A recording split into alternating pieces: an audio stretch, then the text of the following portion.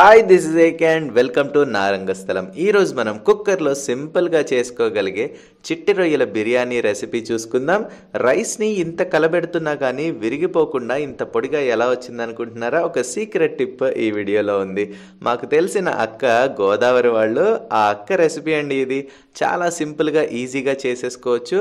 బిర్యానీకి కాంబినేషన్గా గోంగూర కూడా చేసుకుంటే సూపర్గా ఉంటుంది కదా. సో ఈ వీడియోలో చిట్టి రొయ్యల బిర్యానీతో పాటు గోంగూర కూడా చేసుకుందాం. ముందుగా రొయ్యలను అయితే నీట్గా క్లీన్ చేసుకోవాలండి. షాప్లో వాళ్ళు ఎంత క్లీన్ చేసి ఇచ్చినా కానీ కొన్ని రొయ్యలకైతే ఇలా ఇంటెస్టైన్స్ పేగుల్ని వదిలేస్తారు. ఒక పిన్నిస్ తీసుకొని రొయ్యని తోకవైపు అలా గుచ్చి తీస్తే ఇది మొత్తం వచ్చేస్తుంది. ఇది కానీ లోపల ఉందంటే మన కడుపులో గడబిడైపోతుంది. సో రొయ్యల్ని కింద కూడా ఇలా నల్లటి చిన్న పేగు ఉంటుంది, దాన్ని అయితే గోరుతో అలా అంటే వచ్చేస్తుంది. సో రొయ్యల్ని క్లీన్ చేసుకోవడం మాత్రం చాలా ఇంపార్టెంట్ అండి. క్లీన్ చేసుకోకపోతే మాత్రం ఫుడ్ పాయిజనింగ్ లాగా కడుపులో తిప్పటం అయితే ఖాయం. సో మనం రొయ్యల్ని క్లీన్ చేసేసుకున్నాక కావలసిన వస్తువులు ముందుగా మసాలాలు ఒక 10-15 లవంగాలు, 2 జాపత్రి పూలు, ఒక చెక్క, మరాఠీ మొగ్గ, 2 స్టార్ అనీస్లు, ఒక 5 ఇలాచీలు, అలాగే కొద్దిగా షాజీరా, ఒక 2 బిర్యానీ ఆకులు, 4 రెబ్బలు కరివేపాకు, జీడిపప్పు, అలాగే 5-6 చిన్నులపాయల్ని దంచి ఇలా పెట్టుకోండి. ఇంకా 2-3 స్పూన్ల అల్లం పేస్ట్. ఇంకా కూరగాయలు వచ్చేసరికి ఒక చిన్న క్యారెట్, ఒక చిన్న ఉల్లిపాయని ముక్కలు కోసుకోండి, ఒక గుప్పెడు కొత్తిమీర, ఒక 5-6 పచ్చిమిర్చిని చీల్చి పెట్టుకోండి, ఒక గుప్పెడు పుదీనా. ఇంకా రొయ్యలు కేజీ రొయ్యలు తీసుకుంటే క్లీన్ చేసిన తర్వాత సుమారుగా ఒక 1/2 కిలో రొయ్యలు వస్తాయండి. సో 1/2 కిలో రొయ్యలకి నేను 2 గ్లాసులు రైస్ వేసాను. రైస్ని కడిగినాక నీట్గా ఆ నీళ్ళన్నీ వంచేసుకోవాలండి. అదే సీక్రెట్ ట్రిక్. కడిగేసి నీళ్ళని వంచేసి ఇలా బియ్యాన్ని డ్రైగా పెట్టుకోవాలి. మనం తీసుకున్న మసాలాల్లో సగం వంతు తీసుకొని ఇలా పౌడర్ చేసి పెట్టుకోండి. ఇంకొక బాండీలో మనం నీట్గా కడిగి పెట్టుకున్న రొయ్యలన్నీ వేసేయండి. ఒక్క చుక్క వాటర్ కానీ ఆయిల్ కానీ ఏమీ వేయకండి. రొయ్యల్లో బోల్డ్ అంత వాటర్ వస్తుంది. చిటికెడు పసుపు, అలాగే కొద్దిగా కళ్ళుప్పు, దొడ్డుప్పు అంటారు కదా, అది వేసేస్తే కలబెడుతుంటే వాటర్ ఆటోమేటిక్గా వచ్చేస్తూ ఉంటుంది. సో ఆ రొయ్యల్లోంచి వచ్చిన వాటర్లోనే రొయ్యలు నీట్గా ఉడికిపోతాయండి. చూసారా ఎంత వాటర్ వచ్చిందో? ఈ రొయ్యలు ఉడుకుతూ ఉన్నప్పుడు మనం మన గోంగూర రెసిపీ చేసుకుందాం. ఒక 2 కట్టల గోంగూరని ఒలుచుకొని మంచిగా కడిగేసి ఒక చిన్న సట్టిలో ఒక 1/2 గ్లాస్ వాటర్ పోసుకున్నాక ఒక 5-6 పచ్చిమిర్చీలు, ఒక టమాటా, ఒక చిన్న ఉల్లిపాయని సన్నగా తరిగి అలా వేసుకొని ఆ వాటర్ మరిగాక మనం కడిగి పెట్టుకున్న గోంగూర వేసుకొని ఇక్కడ పసుపు, ఒక స్పూన్ కారం వేసుకొని మూత పెట్టేసుకొని ఆ గోంగూర మగ్గనివ్వండి. ఈ లోపల రొయ్యల నుంచి వచ్చిన వాటర్ అంతా డ్రై అయిపోతుంది. డ్రై అయ్యాక ఒక 3 స్పూన్ల ఆయిల్ వేసుకొని ఆ ఆయిల్లో కూడా మంచిగా ఈ రొయ్యల్ని కలబెట్టుకుంటూ ఫ్రై చేయండి. సో ఇలా ఫైనల్గా రొయ్యలన్నీ ఫ్రై అయిపోతాయి.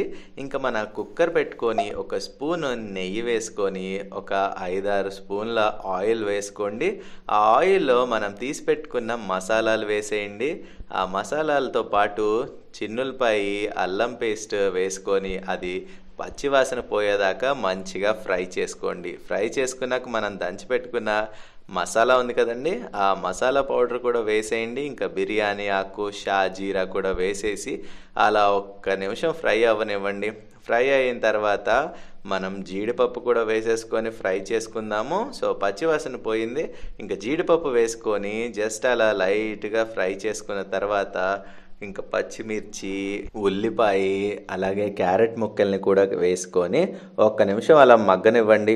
మగ్గిన తర్వాత మనం నీట్గా ఫ్రై చేసి పెట్టుకున్న రొయ్యల్ని కూడా వేసేసి ఆ మసాలా అంతా రొయ్యలకి మంచిగా పట్టేటట్టు కలబెట్టేసుకోండి.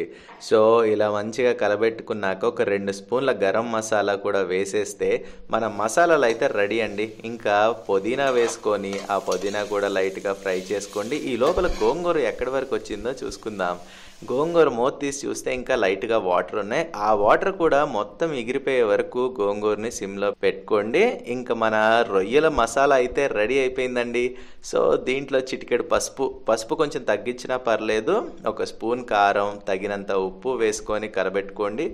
ఆ కారం మొత్తం ఫ్రై అయిపోయిన తర్వాత కొత్తిమీర కూడా వేసేసుకుంటే మంచి ఫ్లేవర్ ఇస్తుంది కొత్తిమీర అయితే. ఇంకా కొత్తిమీర వేసిన తర్వాత వాటర్ పోసుకోండి. 2 గ్లాసుల బాస్మతి రైస్కి నేను 3.5 గ్లాసు వాటర్ వేస్తున్నాను. ఎందుకంటే మనం బియ్యాన్ని నానబెట్టలేదు, కడిగి పక్కన పెట్టుకున్నాం. సో సాల్ట్ కూడా సరిపోయిందా లేదో ఆ వాటర్లో ఒకసారి టేస్ట్ చేసుకున్నాక కడిగి పెట్టుకొని డ్రైగా ఉంచుకున్న బాస్మతి రైస్ వేసేయండి. వేసేసి ఆ వాటర్లో మంచిగా బాస్మతి రైస్ని మొత్తం కలబెట్టేయండి. సో మన మిశ్రమం అంతా రెడీ అయిపోయినట్టే. ఇంకా మూత పెట్టేసి సిమ్లో 2 విజిల్స్ వస్తే చాలండి, మన చిట్టి రొయ్యల బిర్యానీ రెడీ అయిపోతుంది. ఈ లోపల గోంగూర చూస్తే మంచిగా వాటర్ అంతా ఎగిరిపోయింది. ఇంకా తగినంత ఉప్పు వేసుకొని మెదుపుకోండి. మరీ మెత్తగా కూడా మెదపాల్సిన అవసరం లేదు. ఇలా కచ్చాపచ్చగా మెదిపేసుకుంటే మన గోంగూర కూడా రెడీ అయిపోతుంది. తాలింపుకి కావాల్సిన వస్తువులన్నీ తీసి పెట్టుకున్నాం ముందుగానే. ఇంకా ఒక చిన్న గిన్నెలో ఒక 3 టేబుల్ స్పూన్ల ఆయిల్ వేసుకున్నాక ముందుగా మెంతులు దంచి పెట్టుకున్న చిన్నులపై వేసి ఫ్రై చేసుకోండి. ఆ తర్వాత ఆవాలు, మినప్పప్పు, జీలకర్ర కూడా వేసేసుకుందాం. ఇంకా ఎండుమిరపకాయ కూడా వేసుకుని మన మెయిన్ హీరోలు కరివేపాకు, కొత్తిమీర కూడా వేసేద్దాం. కరివేపాకుతో పాటు కొత్తిమీర కూడా చాలా మంచి ఫ్లేవర్ని ఇస్తుంది తాలింపులో. ఇక మనం మెదిపి పెట్టుకున్న గోంగూర వేసుకొని కలబెట్టుకుంటే ఇంకా మన గోంగూర అయితే రెడీ. సైడ్ డిష్ రెడీ అయిపోయింది. మరి మెయిన్ డిష్ ఎక్కడి వరకు వచ్చిందో చూద్దామా. మంచిగా మెయిన్ డిష్ 2వ విజిల్ కూడా వచ్చేసింది. 2వ విజిల్ వచ్చిందంటే మన చిట్టి రొయ్యల బిర్యానీ రెడీ అయిపోయినట్టే. అసలు ఆ పొగల్లోంచి ఆ బిర్యానీ చూస్తుంటే నోట్లో నీళ్లు ఊరుతున్నాయి కదా. మనం బియ్యాన్ని కడిగి నీళ్ళన్నీ వంచేసుకొని డ్రైగా పెట్టుకోవడం వల్ల కుక్కర్లో వండినా సరే, బాస్మతి రైస్ అయినా సరే ఇలా కలబెడుతున్నా విరిగిపోకుండా ఎంత పర్ఫెక్ట్గా పొడి పొడిలాడుతూ వచ్చింది కదా. సో మన చిట్టి రొయ్యల బిర్యానీ ఇంత ఈజీగా చేసుకోవచ్చు. మీరు కూడా ఇంట్లో కుక్కర్లో ఇలా పర్ఫెక్ట్గా బిర్యానీని చేసేసుకోవచ్చు. సో లేట్ చేయకుండా సర్వ్ చేసుకుందామా. ఒక ప్లేట్లో మంచిగా బిర్యానీని సర్వ్ చేస్తుంటే ఆ పొగలు అది చూస్తుంటే నాకైతే నోట్లో నీళ్ళు ఊరుతూ ఉన్నాయి. కాంబినేషన్లో ఒక ఉల్లిపాయ ముక్క, ఒక నిమ్మబద్ద, అలాగే గోంగూర వేసుకొని తింటే ఉంటుంది, మామూలుగా ఉండదు. మన చిట్టి రొయ్యల బిర్యానీ కాంబినేషన్లో గోంగూర 2 రెడీ అయిపోయాయండి. సో మీరు కూడా ఈ చిన్న చిన్న స్టెప్స్ అన్ని ఫాలో అయిపోతూ ఈ రెసిపీస్ని ఈజీగా చేసుకోవచ్చు. మీరు చేసి మీ ఎక్స్పీరియన్స్ ఎలా వచ్చిందో కామెంట్ చేయండి. మరొక వీడియోతో మళ్ళీ కలుద్దాం. Until then see you guys, take care.